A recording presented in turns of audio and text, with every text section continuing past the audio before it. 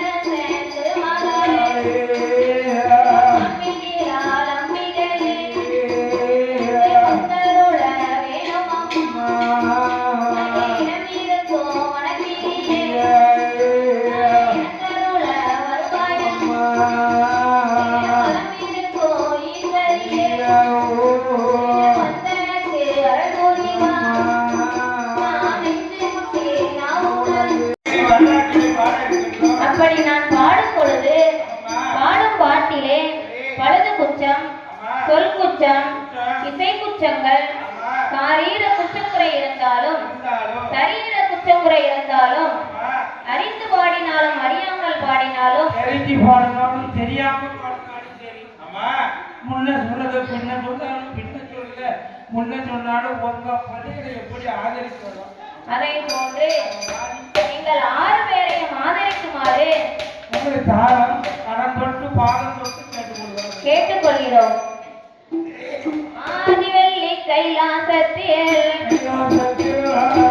ஆதிவெள்ளி கைலாசத்தில் ஆண்டவனும் பாதரியும் ஆனந்தமாய் கொள்வீருக்கார்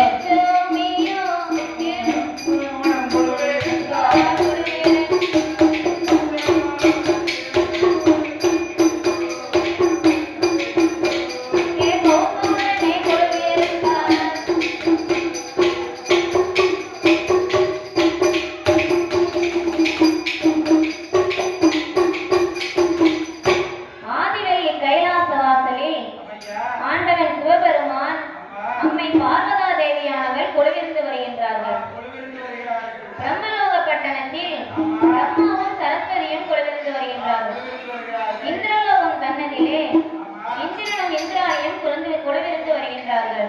வைகுண்ட தலமதிலே பச்சைமாலும் லட்சுமியும் கொடைவிருந்து வருகிறார்கள். இவர்கள் எல்லாம் இந்த உலகத்தில் எப்படி தோன்றினார்கள் என்று ஒரு கேள்வி எழுப்பினோமானால், இந்த உலகம் தோன்றுவதற்கு 3.25 நாளைக்கு முன்பு இந்த உலகம் பார்க்க எங்கு பார்த்தாலும் இருள் சூழ்ந்து காணப்படுகிறது. அந்த இருளோடு இருளாக அந்தரத்திலே ஒரு சத்தம் மட்டும் படுத்துக் கொண்டிருக்கிறார். அதுதான் பிரணவ சத்தம். பிரணவம்னா என்னன்னு கேட்டீங்கன்னா, ஓ ஓ இதுதான் பிரணவ மந்திரம். இந்த பிரணவ மந்திரம் இல்லைன்னா உலகத்துல ஒன்றுமே கிடையாது. இந்த சத்தத்தோட சத்தமாக இந்த உலகத்திலே முதலாவது பிறந்தவர் பெண் தான் தோன்றுகின்றார்.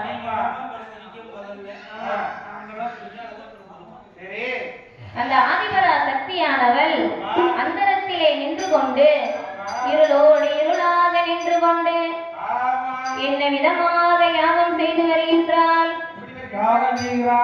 ஆதியில பிறந்தவளாம் ஆதியில பிறந்தவள் ஆதிவர சத்தியம் அந்தரத்தில் நின்று கொண்டு ஓரெழுத்து மந்திரத்தை உச்சரித்தால் உமையவள் ஈரெழுத்து மந்திரத்தை ஈஸ்வரியால் உச்சரித்தால் மூன்றெழுத்து மந்திரத்தை மூன்றெழுத்து மந்திரத்தை ஆதிபராசக்தி உச்சரித்தாள்.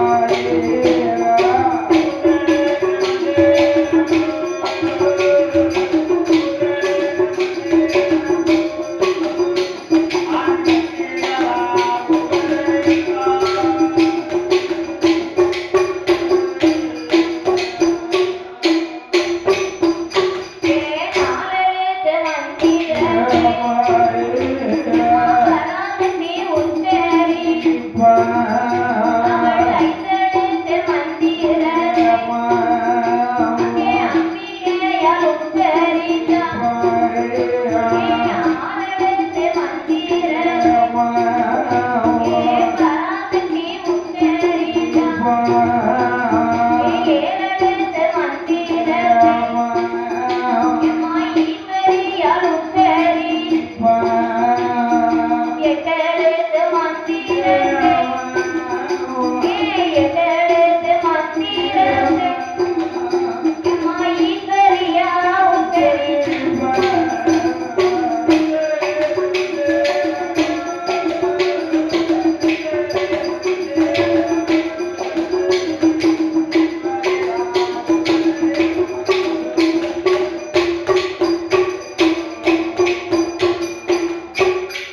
ஆதிபரா சக்தியானவள் இப்படி மந்திரங்களை உச்சரிக்கும் பொழுது அந்த மந்திரத்தின் பிரதிபலனாக இந்த உலகத்திலே முதலாவது பிறந்தவர் ஆதிமூலம் என்று சொல்லுவோம் விக்னேஸ்வரர்.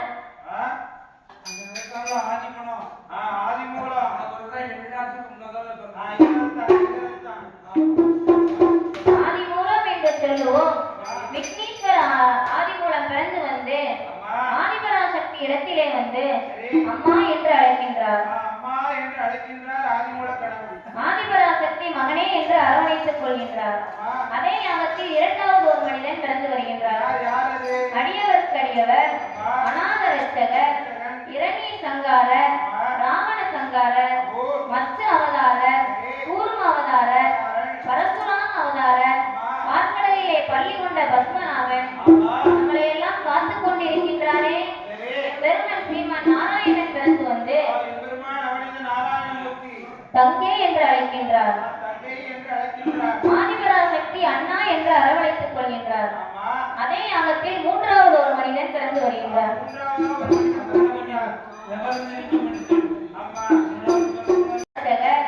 இரணிய சங்காரர், ராவண சங்காரர், மத்ச அவதாரர், கூர்ம அவதாரர், பரசுராம அவதாரர், பார்க்கடலிலே பள்ளி கொண்ட பத்மநாபன் நம்மளை எல்லாம் காத்து கொண்டிருக்கின்றாரே. பெருமன் ஸ்ரீமான் நாராயணன் பிறந்து வந்து தங்கே என்று அழைக்கின்றார். ஆதிபராசக்தி அண்ணா என்று அரவணைத்துக் கொள்கின்றார். அதே யாகத்தில் மூன்றாவது ஒரு மனிதன் பிறந்து வருகின்றார்.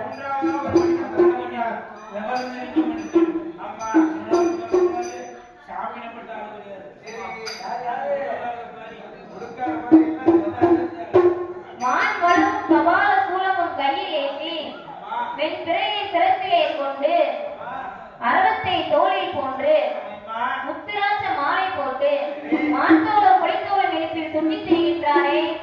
ஆண்டவன் சிவபெருமான் மூன்றாவது பிறந்து வருகின்றார். முதல்ல பிறந்த ஆதிமூலம் போய் ஆதிபராசக்தியை என்னன்னு அழைத்தாரு? அம்மான்னு கூப்பிட்டாரு. இரண்டாவது பிறந்த என் பெருமான் தங்கச்சின்னு கூப்பிட்டாரு. மூன்றாவது பிறந்த பகவான் வேற வார்த்தை பெண்ணே என்று அழைக்கின்றார்.